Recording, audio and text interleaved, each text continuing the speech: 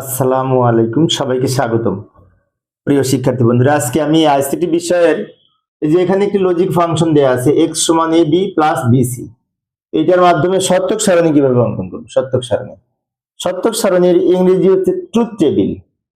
এটা দিয়ে আমরা টেবিল কিভাবে অঙ্কন করব, তাই না?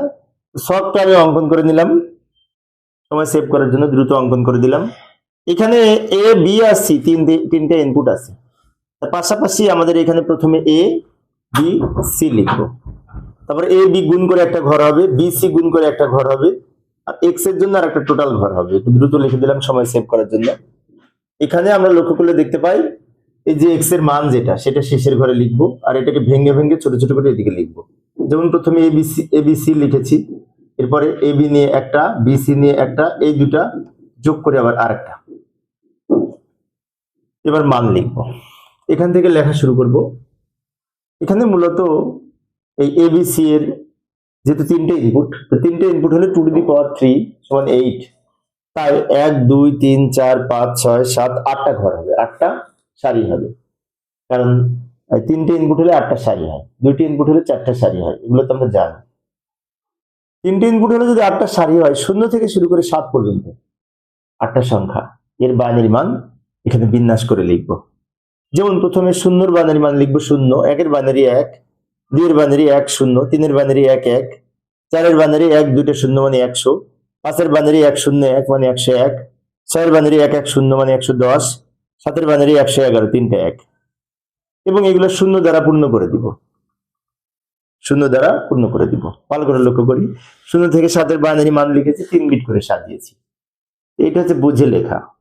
আর আমরা অনেক সময় এই 0 থেকে 7 এর বাইনারি মনে রাখা জটিল হয়, সেক্ষেত্রে আমরা মুখস্থ করতে পারি এইভাবে।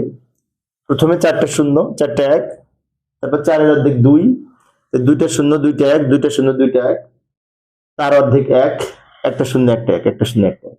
আর এদিক থেকে যদি আমরা বুঝতে চাই, প্রথমে একটা 0 একটা 1, একটা 0 একটা 1, তারপর 2টা 0 2টা 1, 2টা 0 2টা 1, তারপর 4টা 0 4টা 1, অর্থাৎ 1 1 এর দ্বিগুণ 2, 2 এর দ্বিগুণ 4।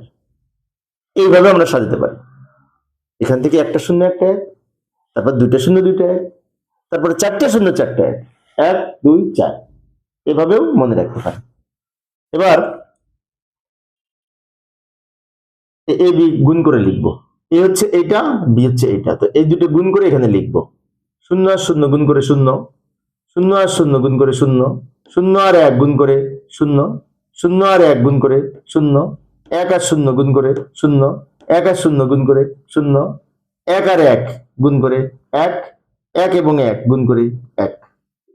আচ্ছা, এবার বি আর সি গুণ হবে, এই লাইনটা বি, এই লাইনটা সি, এই লাইনের এই লাইন গুণ করবো। 0 আর 0 গুণ করে 0, 0 আর 1 গুণ করে 0, 1 আর 0 গুণ করে 0, 1 আর 1 গুণ করে 1, 0 আর 0 গুণ করে 0, 1 আর 0 গুণ করে 0, 1 আর 0 গুণ করে 0, 1 আর 1 গুণ করে 1।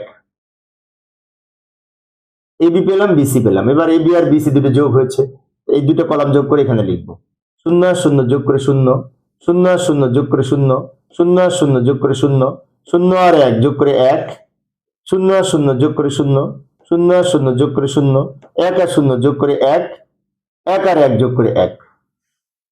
এই দুইটা 1 আমার ছবির উপরে পড়েছে, তাই না? দুটো 1 কিন্তু 1 আর 0 যোগ করে 1, 1 আর 0 যোগ করে 1।